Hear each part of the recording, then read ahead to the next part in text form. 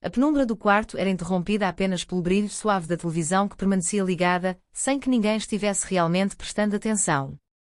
O ar carregado de uma tensão cotidiana mas afetuosa preenchia o espaço entre George e Sueli. George, com seu jeito sempre um tanto quanto desleixado mas cativante, observou Sueli se levantar com uma determinação que ele já conhecia bem. Ela ajeitou os fios de cabelo que teimavam em cair sobre os olhos e caminhou em direção à porta. "Onde você vai?" perguntou George com a voz arrastada de quem ainda buscava um motivo para prolongar o momento.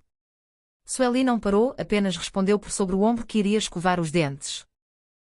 George, surpreso com a rapidez da decisão dela, questionou como aquilo era possível e se já havia acabado o tempo deles juntos naquela noite. Sueli, com a paciência de quem lida com uma criança crescida, explicou que não havia acabado, mas que continuariam no dia seguinte. George, em tom de brincadeira mas com um fundo de carência, indagou se agora o amor deles funcionava em regime de prestação, dividindo os afetos em parcelas suaves. Sueli parou na soleira da porta, suspirou e olhou ao redor. Ela explicou que era impossível se concentrar com toda aquela bagunça que o pessoal estava fazendo no quadro da elite dele. Para ela a ordem era fundamental para que os sentimentos pudessem fluir sem obstáculos. Jorge, por outro lado, via a vida através de lentes mais coloridas e menos rígidas. Ele tentou argumentar que aquela bagunça era boa, que trazia vida ao ambiente, e acabou chamando Sueli de careta. A palavra ecoou no quarto como um desafio. Sueli voltou-se para ele com os olhos semicerrados, questionando se ele realmente a achava careta. Jorge, sentindo que talvez estivesse ganhando terreno, confessou que naquele dia estava pensando em algo diferente para os dois, algo que ele descreveu como uma coisinha mais quente e selvagem. Ele provocou Sueli dizendo que ela talvez não quisesse conhecer o seu lado mais indómito. Sueli, entre o riso e a curiosidade, perguntou se esse lado realmente existia e que tipo de selvagem ele estaria imaginando.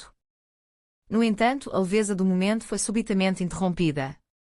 O coração de Jorge, que já não vinha dando bons sinais, resolveu cobrar a conta dos excessos de fumo, café e noites mal dormidas. O pânico se instalou quando ele começou a passar mal. Sueli, desesperada, gritou por ajuda, chamando por Cláudia e pedindo que alguém a acudisse. O susto foi grande e o que era para ser uma noite de romance terminou nos corredores frios e esterilizados de um hospital. A manhã seguinte trouxe consigo a claridade implacável e a realidade dos diagnósticos médicos. Paulo César, o namorado de Fátima, estava lá, mantendo sua postura formal e contida. Sueli estava exausta, mas aliviada por Jorge ter sobrevivido a uma crise de hipertensão. Fátima, com sua língua sempre afiada, não perdeu a oportunidade de comentar que Jorge era o segundo homem que quase morria na cama de Sueli. A revelação trouxe à tona histórias antigas e fofocas do bairro, como o caso do sogro de Armani que teve um infarto fulminante em circunstâncias semelhantes. Sueli defendeu-se imediatamente, afirmando que a culpa não fora dela. Jorge, recuperando um pouco de seu humor ácido, brincou dizendo que pegava tão leve que ninguém sentia falta de ar. Fátima e Paulo César formavam um casal de contrastes. Enquanto Fátima ansiava por emoção e quebras de rotina, Paulo César era a personificação da estabilidade, por vezes beirando a burocracia emocional. No hospital, Fátima reclamou abertamente que a relação deles estava ficando previsível demais.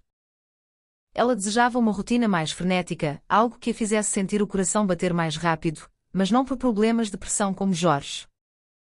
Sueli, agindo como a voz da razão e da amizade, lembrou Fátima de que Paulo César era um homem bom, que não a fazia sofrer e que não trazia a bagunça que o namoro anterior dela com Armani causava. Fátima, em um momento de nostalgia perigosa, confessou sentir falta daquela confusão. Enquanto isso, a família de Jorge lidava com o susto à sua maneira. Bia, a filha de Jorge, estava preocupada mas também irritada com os hábitos do pai. Ela o acusou de viver enfiando o pé na jaca, exagerando no fumo e no café, frequentando boates e não cuidando da saúde. Jurandir, sempre por perto, concordou com a jovem. Jorge, pressionado por todos os lados, prometeu segurar a onda, mas pediu ajuda. Ele confessou que sozinho era difícil manter a disciplina. Foi então que sugeriu que Sueli passasse um tempo com ele para cuidar de sua recuperação. Sueli, embora relutante em voltar a morar sob o mesmo teto, aceitou o desafio de cuidar dele até que ele ficasse bom. Bia, em um lampejo de ciúme ou talvez apenas de praticidade juvenil, ofereceu-se para cuidar do pai, mas Jorge a desencorajou, lembrando que ela nem sequer sabia cozinhar e que a solução dela para tudo era pedir pizza, algo que o médico certamente proibiria. No consultório odontológico de Paulo César, a vida seguia um ritmo diferente. Ele estava visivelmente perturbado pela acusação de ser careta. Ele questionou sua secretária, a jovem e ambiciosa Lucilene, se ela também compartilhava dessa opinião. Lucilene, com uma franqueza que beirava o desrespeito, confirmou que ele era uma pessoa extremamente formal e, sim, careta. Ofendido em seu brio, Paulo César tentou provar o contrário, mencionando que já fora selvagem no passado e que possuía até uma tatuagem em um lugar onde o sol não bate.